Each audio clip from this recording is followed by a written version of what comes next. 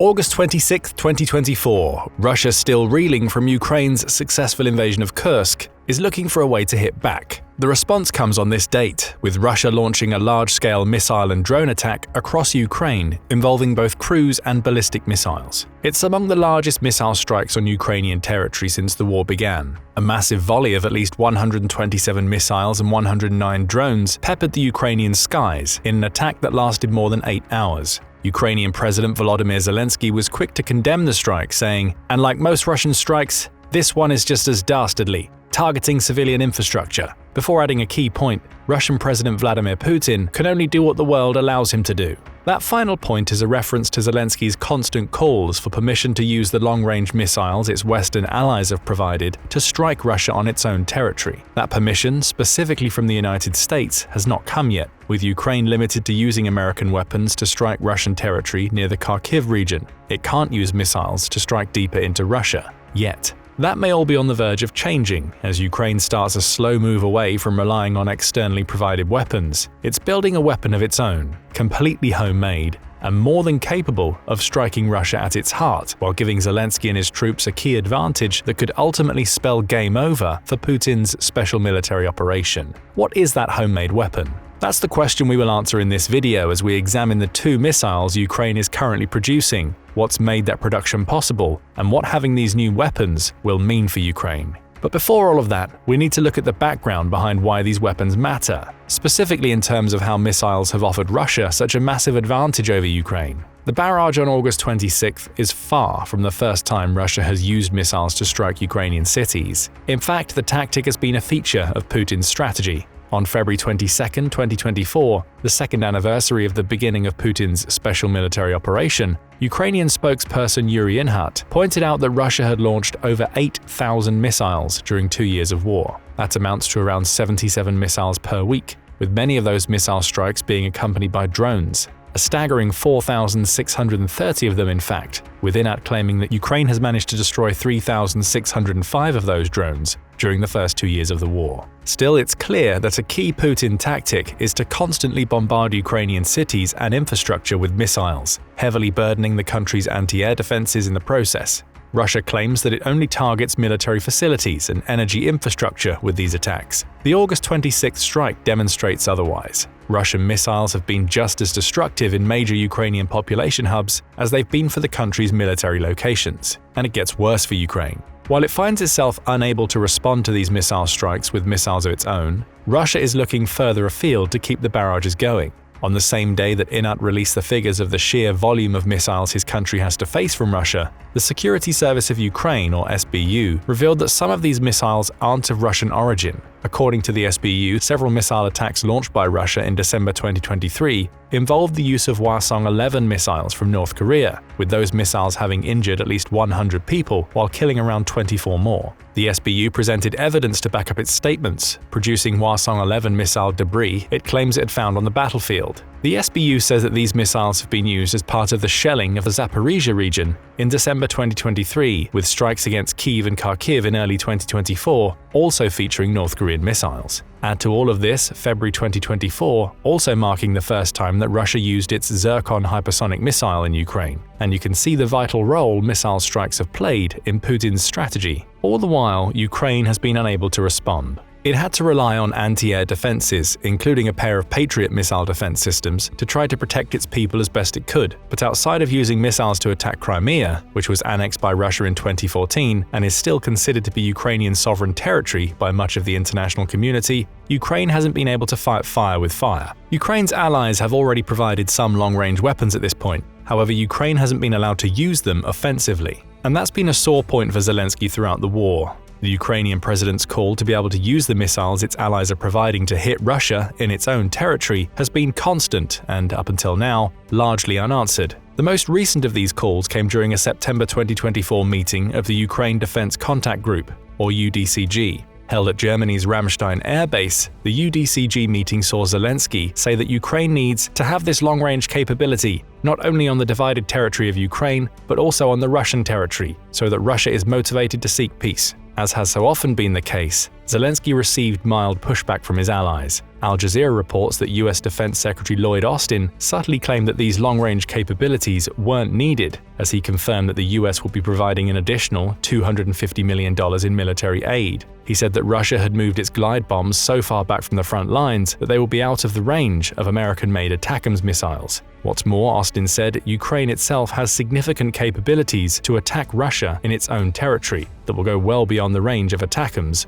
or the British-made Storm Shadow missiles. Austin concluded by telling Al Jazeera that America will give everything we can, but not necessarily everything that Zelensky wants. There are a couple of ways we can read into Austin's comments. The first is how they appear on the surface. America's defense secretary seems to be telling Ukraine that it's achieved plenty of success using drones to strike deep into Russian territory. That's true. June 2024 alone saw Ukraine strike 4 Russian oil refineries with drones, with regular attacks in the Black Sea also allowing Ukraine to stop the offensive threat Russia presents from Crimea. To Austin and many of Ukraine's allies, the ability to carry out these drone-based attacks means Ukraine can already strike Russia at range. Add to that the early August invasion of Kursk, and Ukraine appears to be making a good argument for why it doesn't need long-range missiles at all. Zelensky disagrees. However, the second interpretation of Austin's comments could be that he knows something that the rest of the world doesn't. The US doesn't need to supply Ukraine with ATACMS missiles or allow them to use those missiles in Russia because Ukraine is on its way to building perfectly capable missiles of its own. And that brings us to the new Ukrainian homemade weapons.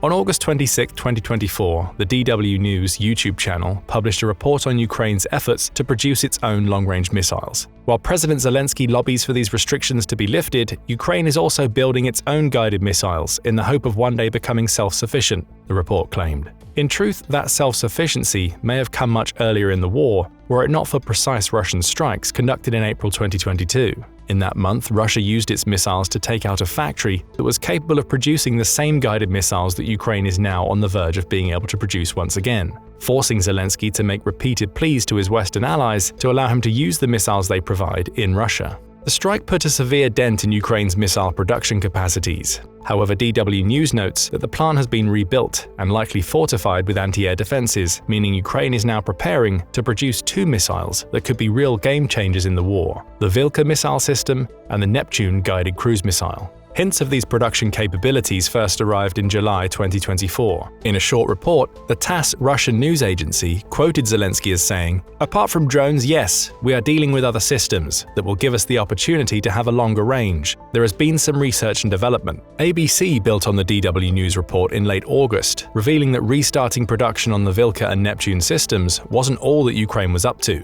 The research and development Zelensky mentioned in July 2024 has resulted in the creation of a missile drone dubbed the Palianytsia, which is named after a traditional type of Ukrainian bread. That name also has a special meaning to Ukraine due to it being so difficult to pronounce that it was able to use it to weed out Russian spies during the early stages of the war. Now the name will take on a whole new meaning as it will symbolize what Zelensky calls a new class of weapon. The point here is simple. Sooner or later, Ukraine won't have to rely on its allies to provide missiles and also beg them for permission to use those missiles in Russian territory. It's building its own, a series of missiles upon which no restrictions can be placed. That brings us to another question. Just what type of damage is this trio of missiles capable of inflicting? We'll start with the Vilkha. A Ukrainian-designed heavy multiple rocket launcher, the Vilkha fires guided missiles and is based on the BM-30 Smerch design. It's also got a new launcher. The system entered the Ukrainian armed forces back in 2018. The weapon weighs 33 tons and is crewed by 4 people, with it firing 300mm caliber missiles from its 12 barrels. It's also road mobile. The Vilkha is equipped with a YAMZ 7511.10 turbocharged engine that can get to wherever it needs to go in order to fire on Russian positions. The problem for Ukraine hasn't been that it didn't have these launchers available.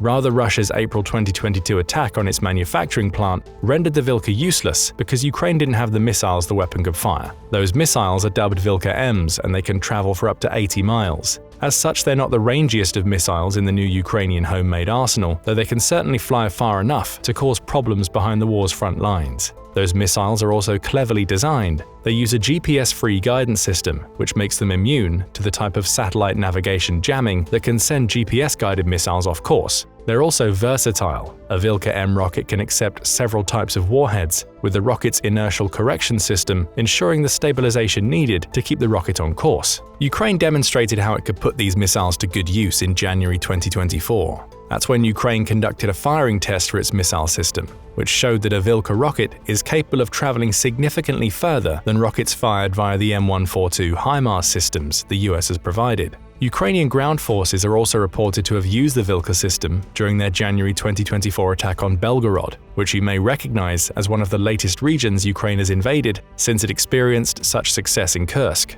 With its production facilities back up and running, Ukraine now has the ability to create rockets it needs for its Vilkha system. That means we're likely to see a lot more of this launcher as we approach the end of 2024 and move into 25. Most worryingly for Putin, the Vilkha is arguably the weakest of the 3 homemade weapons Ukraine is set to bring to the war. Far more damaging to Russia will be the R-360 Neptune guided cruise missile. Like the Vilkha system, the Neptune isn't a brand new weapon. It was first introduced during the 2015 Arms and Security exhibition in Kyiv, with its first flight believed to have taken place sometime in mid-2016. With 2017 came further tests as the Neptune was put through its paces alongside the Vilkha missile system, though the results of those tests weren't made public. That typically indicates that the tests showed tweaks were needed to get the missile up and running. Another test came in August 2018, this time supported by reports that the missile successfully hit a target at a range of 62 miles. More successful tests came in 2019, which is the same year that the missile was officially signed off. It would start getting delivered to the Ukrainian military in the same year. The missile has made numerous headlines since the beginning of Putin's special military operation.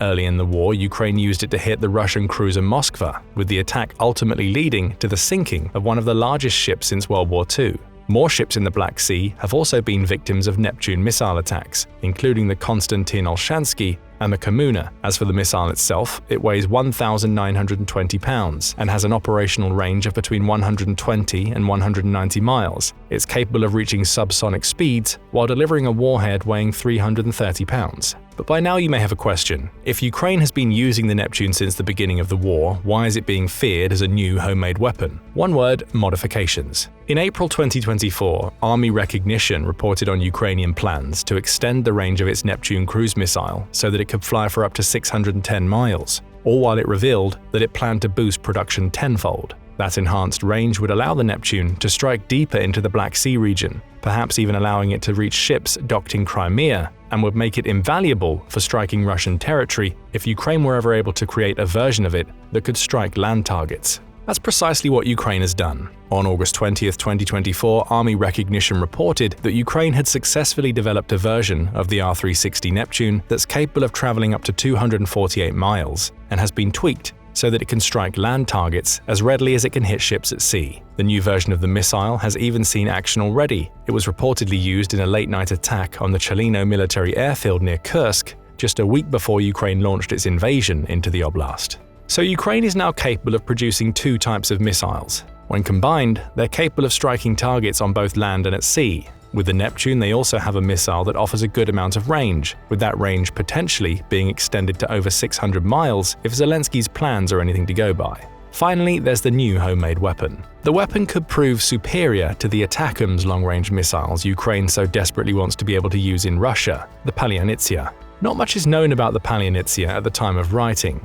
When reporting on the new homemade missile, ABC News speculated that the missile would have a range of up to 430 miles, which would put it on par with the ATACMS, allowing it to solve the problems that come with Ukraine not having permission to use American-made missiles inside Russia. Ukraine's Defense Minister Rustem Umerov also posted about the Palianytsia on his Facebook page, noting that Ukraine is preparing its response when talking about Russia's missile attacks in late August. Weapons of its own production are coming, claims Umerov, who shared the post alongside a map showing several Russian airfields, including the Savalslyka Air Base. This led ABC News to speculate that the upcoming missile would be capable of hitting over 20 Russian airfields from Ukraine, which would put a severe dent in Russia's aerial capabilities. Speaking about the missile with the Associated Press, Mikhailo Fedorov, who serves Ukraine as its technology minister, said, "I think this will be a game changer because we will be able to strike where Russia doesn't expect it today." In other words, the Palianytsia could be seen as an expansion of the tactics Ukraine has adopted since the Kursk invasion. Defending territory is not the only thing Ukraine can do.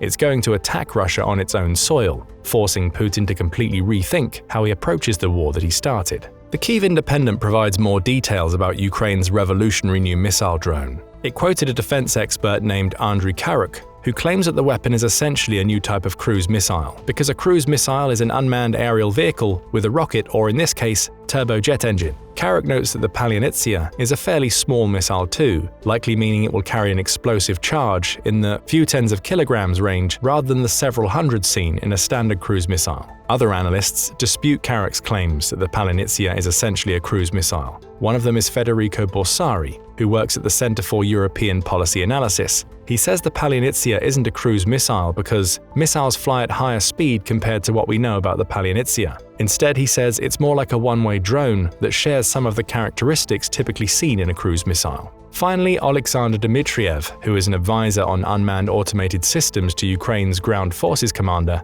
highlights the key difference between the Palianytsia and a standard cruise missile. The target of a cruise missile cannot be corrected during the flight, but a drone's can, he says. That's basically the difference.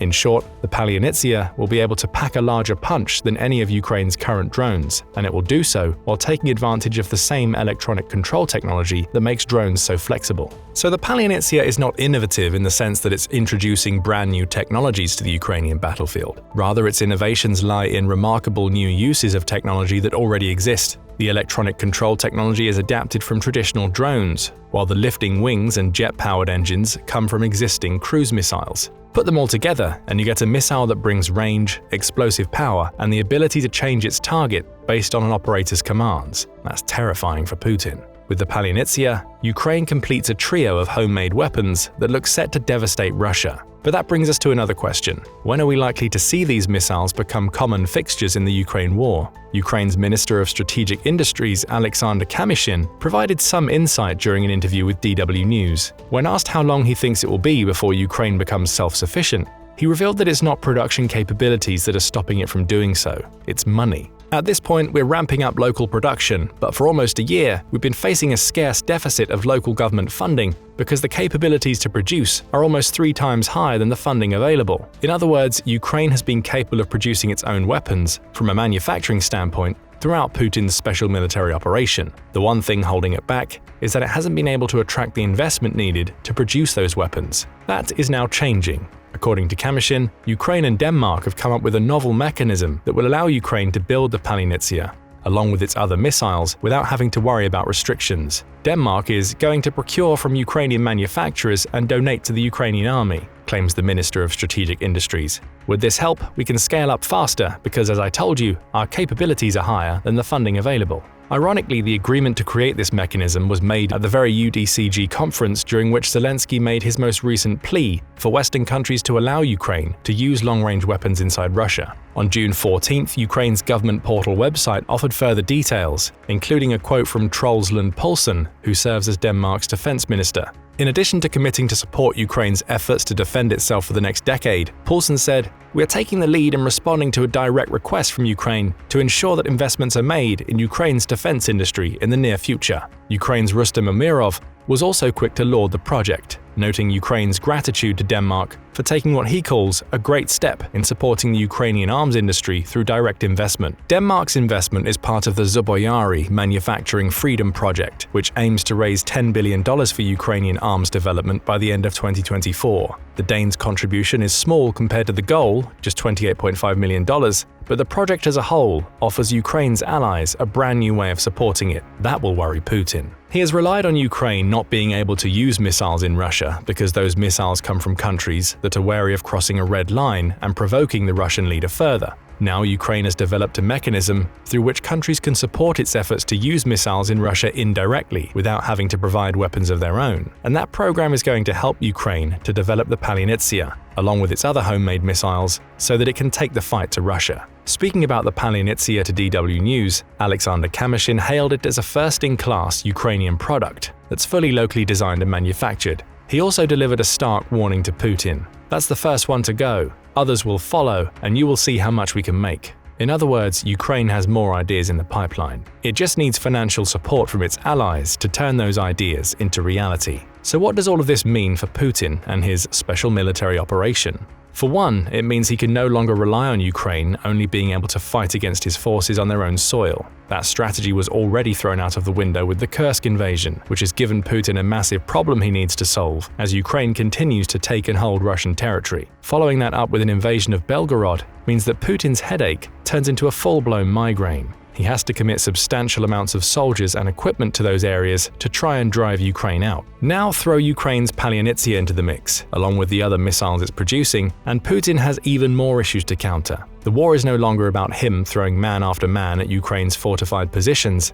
in an attempt to slowly steal territory out from under Zelensky's nose. Putin's own country, the country he claims to be able to protect as he projects his strongman image, is under direct threat. People are being evacuated, territory is being taken, and now with funding from Denmark and the likelihood of future funding from its other allies, Ukraine has developed a homegrown way to finally be able to use missiles deep inside Russian territory. That puts Putin's military installations close to the front lines at risk. Remember that the Palianytsia is capable of hitting around 20 airfields in Russian territory already, and it could ultimately be the factor that forces Putin to the negotiating table. That has been Zelensky's goal all along. He has constantly called for tangible coercion of Russia to force it into negotiating a peace that will see Putin restore the land Russia has stolen from Ukraine, which includes Crimea. That coercion can't come from international pressure alone, Ukraine's leader believes, and now he has a weapon, several in fact, that nobody can stop him from using inside Russia. The Palianytsia promises to completely change the face of the Ukraine war, to the point where it may be capable of ending Putin's special military operation.